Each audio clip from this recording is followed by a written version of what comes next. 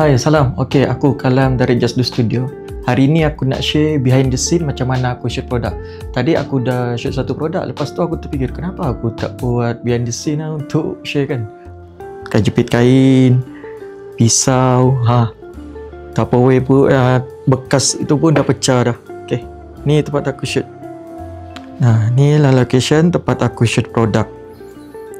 Tapi aku akan pastikan anak-anak aku tidur dulu baru aku boleh shoot.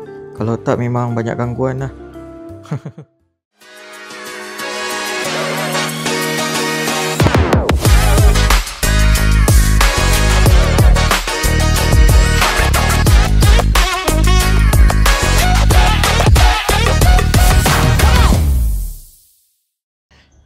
Jom tengok behind the scene. Okay, ni aku tengah set up untuk preparation untuk shoot produk Zeppel. Ni projek sendirilah, saja-saja nak buat portfolio. Semua bahan-bahan aku guna, semua bahan-bahan DIY. Tujuan aku nak tunjuk benda ni supaya inspired korang. Guna je apa-apa barang di rumah. Tak perlu pun barang-barang profesional. Yang penting ada, idea ada, lepas tu guna je untuk shoot. Yang ni aku tengah susun produk. Tapi sebenarnya aku salah ni. Sebab time ni aku punya rotate table tu dia terlalu berat tau. Dia tak boleh tampung sebab bekas tu berat.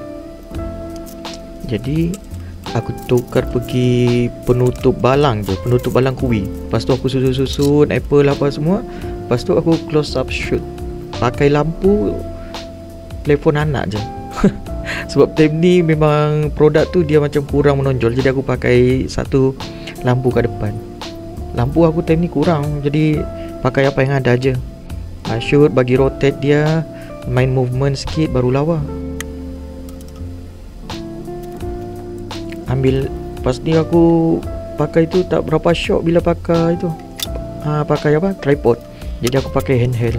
Baru lagi shot sikit shoot. Lagi kata orang lagi free.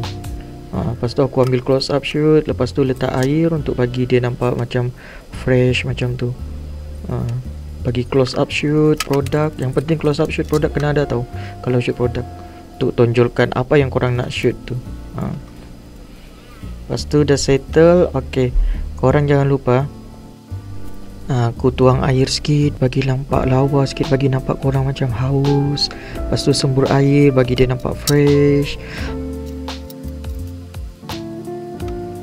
Video full aku letak dekat habis video BTS ni. Jangan lupa like, follow, share dan subscribe my channel. Okay, terima kasih.